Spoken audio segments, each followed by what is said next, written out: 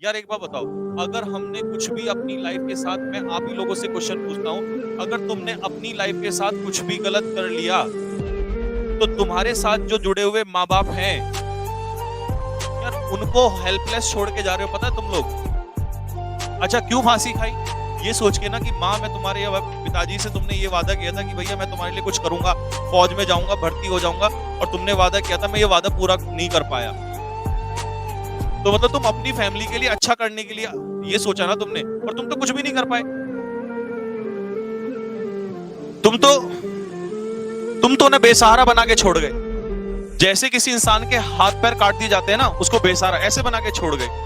तो सबसे पहले तो मेरा स्टूडेंट से सभी से हाथ जोड़ के ये रिक्वेस्ट है कि प्लीज आप लोगों से रिक्वेस्ट है कि यार थोड़ा सा कम से कम ये धैर्य रखो। टीओडी वापस होगा, ये 100% होगा, कोई ताकत नहीं है इसको रोक सके।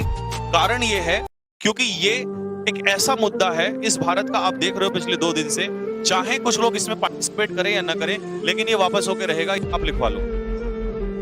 और हर व्यक्ति इसमें पूरी कोशिश लगा रहा है। मैं ये नहीं कहता कि 100% होगा, लेकिन 99% इसके पूरे चांसेस हैं कि ये वापस होकर रहेगा, क्योंकि ये गलत है। अब गलत क्यों है, गलत के होने के चांस क्या है? अगर तुम मुझसे सिर्फ ये पूछ के, ये एक छोटी सी बात में ये पूछो कि सर इसके गलत क्यों है, तो मैं एक छोटे से पहलू में समझाऊंगा। ऐसा नहीं है कि हमें बोलना नहीं आता, बेटा हम भी बार बार बोल सकते हैं, हमारे पास भी आंकड़े होते हैं। कुछ लोग आंकड़े तो लिए ही नहीं है, हम तो आंकड़े लेके बैठे हुए हैं। मैं आपको बताता हूं, जितने भी तुम्हारे एमपीज हैं और जितने भी तुम्हारे एमएलएज हैं, लोग कह रहे हैं कि भैया ये सरकार ने इसलिए किया हुआ है जिससे कि पैसा बचाया जा सके, पैसा बचा के हमें मॉडर्नाइज किया जा सके।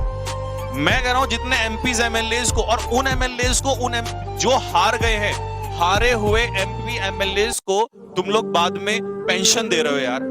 उस एमपी एमएलए को जो अरबों खरबों कमाए बैठा है, उसको तुम लोग ये पेंशन दे रहे हो। और वो स्टूडेंट जो कह रहा है 40 मत दो, 20 दे दो, पर सर परमानेंट कर दो मुझे, उसको आप परमानेंट भी नहीं कर रहे।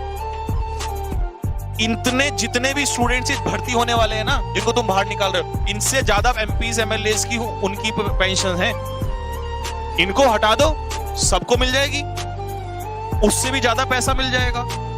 बताओ क्या भूखा मर जाएगा कोई एमपी एमएलए? ऐसा है भूखा मर जाएगा उसकी पेंशन हटाने से? तब भी कुछ नहीं फर्क पड़ सकता, किसी के उससे कोई फर्क नहीं पड़ता। सोचने का मुद्दा यह है कि आप किसको प्रायोरिटी पे रख रहे हो और किसको प्रायोरिटी पे नहीं है। ऐसा देखने में लग रहा है कि यहां पर हमारे जितने भी ये सैनिक हैं, एक तरीके से सिपाही जो बच्चे अब लड़के आने वाले हैं, इनके मनोबल को गिराने वाली बात है, बाकी और कुछ भी नहीं है। क्योंकि जब तक वो घर से मजबूत नहीं होगा, वो कैसे फौज में लड़ सकता है? एक लड़का शहीद होने के लिए भी तैयार होता है कि उसको पता होता है भारतीय सेना उसके साथ खड़ी है, उसकी फैमिली के साथ खड़ी है।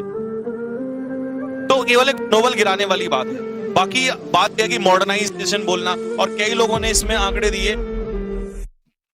एक मैसेज शेयर हो रहा है, वो मैसेज मेरे पास भी आया कि 21 साल का लड़का जब भर्ती होकर बाहर निकलेगा तो 11-12 लाख रुपए का मालिक होगा, प्लस कुछ और, कि जिंदगी में इतने पैसे नहीं होते।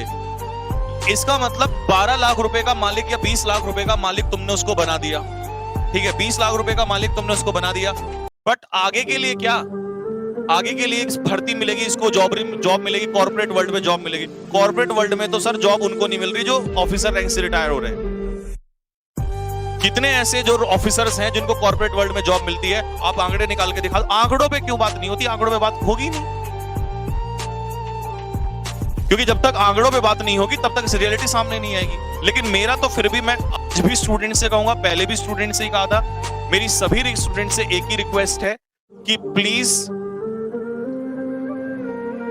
Do protest, you can do protest, but no violence. Please violence में मत जाओ, वायलेंस में मत जाओ यार। प्रोटेस्ट कर सकते हैं, वायलेंस नहीं करना है, ठीक है। और प्रोटेस्ट करने के लिए हर स्टेट में हर जगह से प्रोटेस्ट हो रहा है, आगे भी होगा, रुकेगा है नहीं, किसी के कहने से नहीं रुकने वाला है। हर लोग, सभी लोग, सारे स्टूडेंट जितने भी हैं वो कर रहे हैं। और स्टूडेंट के साथ अभी तो स्टूडेंट है, कल घर वाले भी आ जाएंगे। जिसके घर से कोई जाता है ना, दर्द उसी को होता है, तो कल घर वाले भी सामने आ जाएंगे। लेकिन सबसे बड़ी समस्या यह है कि मैं ये कहना चाह रहा हूं, ऐसा करना क्यों है? देखो, ये वाली जो बात है अपने दिमाग में बिल्कुल नहीं लानी है कि सर हम ऐसा कर लेंगे। बहुत सारे स्टूडेंट के कमेंट मैसेज आते हैं, सर अब तो ये टूट गया, वो टूट गया। भैया सपने टूटे हैं, तुम नहीं टूटे हो। और दूसरी बात, फिर मैं ये कहता हूं कि अगर सपोज करो मान लो फाइनल में जाके ये भी होता है कि टीओडी अप्लाई भी कर दिया, तो तुम्हारे पास दो रास्ते हैं। अगर तुम्हें ऐसा लगता है कि इसमें जाके तुम्हें ठीक लग रहा है, तुम 25% में आ सकते हो, तो तुम इसमें चले जाओ। अगर यहां नहीं लग रहा तो तुम दूसरे ऑप्शंस के लिए भी तैयारी कर सकते हो। बट पहला मुद्दा यह है कि वो बात है, पहले इसको कैसे खत्म कराया जाए, इसके खत्म कराने पर विचार करो। टीचर्स का आपस में झगड़ना, मैं पहले भी बता रहा हूं आपको, पहले भी बोला था, इस बार भी बोल रहा हूं, एक दूसरे के लिए सही नहीं है, स्टूडेंट्स के सही नहीं है, टीचर्स कम्युनिटी के लिए सही नहीं है। मुझे पता है शायद ऐसा हो सकता है कि इन बातों का किसी पर असर ना पड़े, बट अगर थोड़ा सा ठंडे दिमाग से सोच के देखो, अगर एक दूसरे के बारे में ही बखान करने पर आ गए तो टीचर्स कम्युनिटी नहीं रह जाएगी। और आज अच्छा लग सकता है क्योंकि आज हम पॉपुलैरिटी पाने के लिए कर सकते हैं ये काम, एक दूसरे को ब्लेम करना। लेकिन कल जब आप उस चीज पर पहुंचोगे और आपको कोई ब्लेम करेगा तो आपको बहुत दर्द होगा, इस चीज का ध्यान रखना।